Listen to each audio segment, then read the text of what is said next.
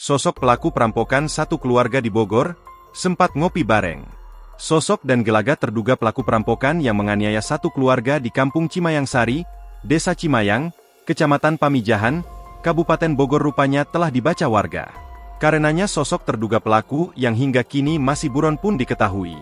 Akibat kejadian itu, seluruh anggota keluarga yang berada di dalam rumah dianiaya oleh pelaku, hingga satu di antaranya tewas yakni Haris selaku kepala keluarga. Sementara itu korban lainnya terdiri dari sang istri yaitu Resti serta anak perempuannya berinisial A dan mertuanya yang bernama Nining mengalami luka hingga harus dilarikan ke rumah sakit.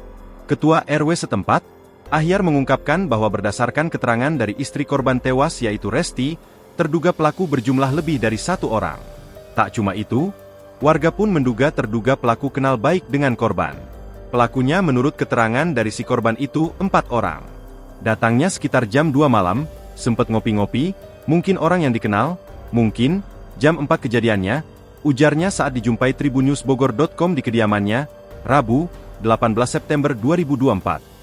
Di samping itu, Ahyar mengatakan bahwa terduga pelaku yang diduga saling mengenal itu sempat datang ke rumah korban pada hari sebelumnya. Sudah 2 hari ini katanya, 2 malam ini, sebelum kejadian sama semalam kejadian. Menurut keterangan dari si Resti, katanya.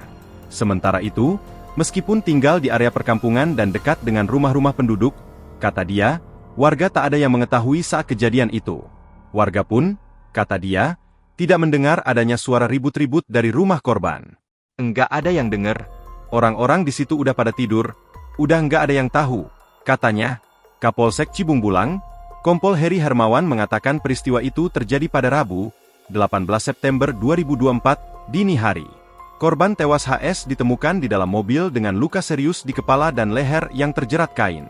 Selain itu, istrinya R bersama anaknya A dan ibunya N mengalami luka-luka dan saat ini mendapatkan perawatan intensif di rumah sakit, ujarnya melalui keterangan tertulis, Rabu, 18 September 2024. Kompol Heri Hermawan mengungkapkan, berdasarkan keterangan saksi yang merupakan kerabat korban berinisial EY, R sempat menelponnya sekitar pukul 4 waktu Indonesia Barat.